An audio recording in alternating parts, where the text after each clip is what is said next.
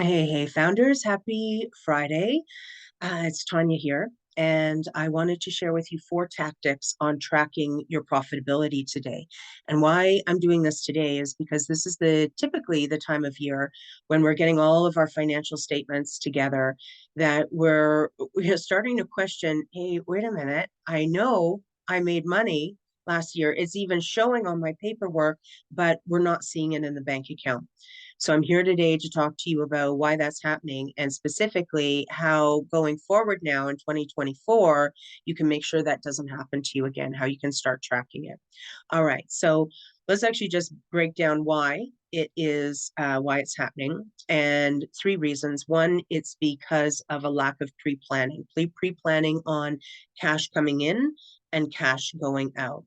The second, again, pre-planning, right? There's a theme here, but now it's about pre-planning for your profitability, both your gross profitability and your net profitability. These 2 areas actually both need to be planned intentionally. So your cost of goods are the costs that are directly attached to the products or services that you're selling.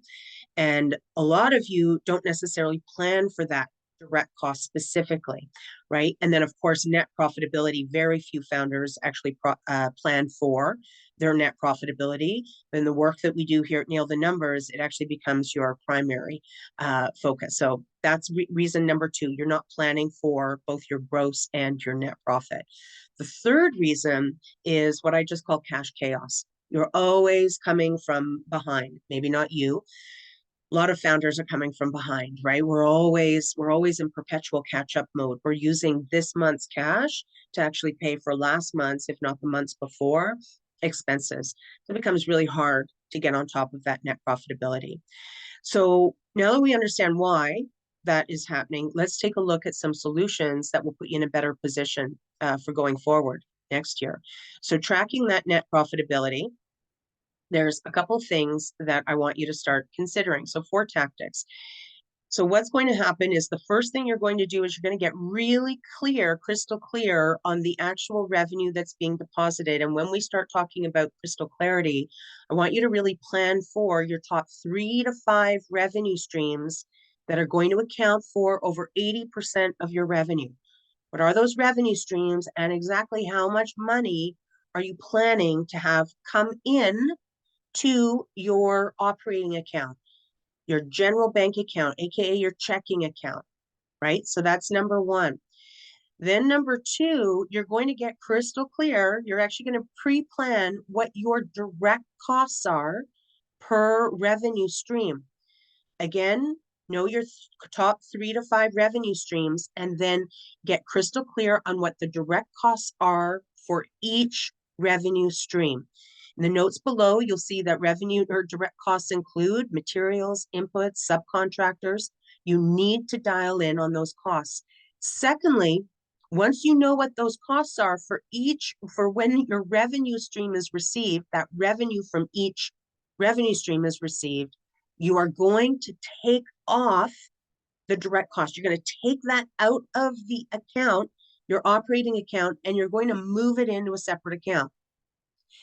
And then you're also going to take your planned net profitability and you're going to move that into a separate account.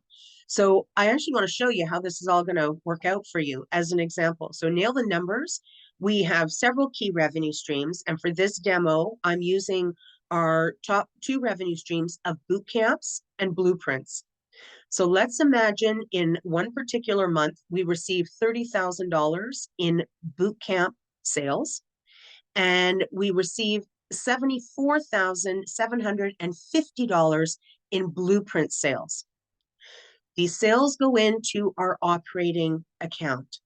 Our operating account now has $104,750 in it.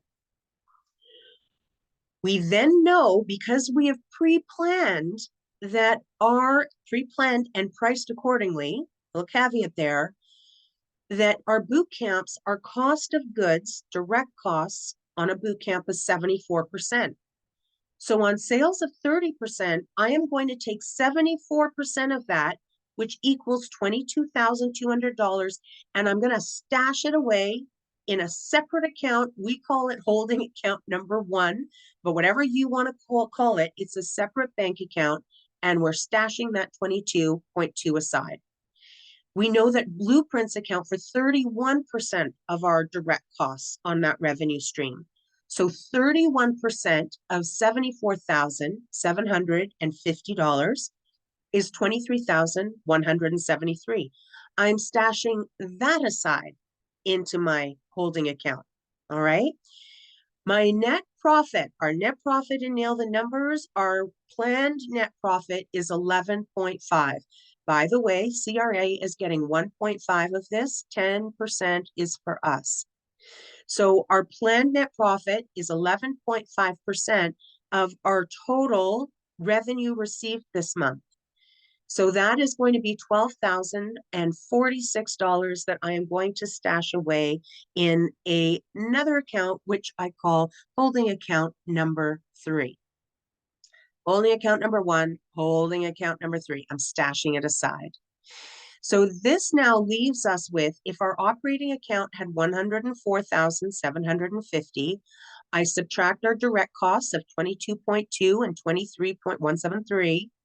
And then I'm also subtracting our $12,046. That leaves my operating account now, my general bank account, with $47,331 in it.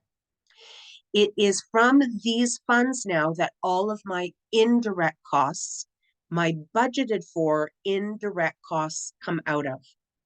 So I should have enough money in here for all of my team and personnel expenses, space and operating, sales and marketing, and debt repayment.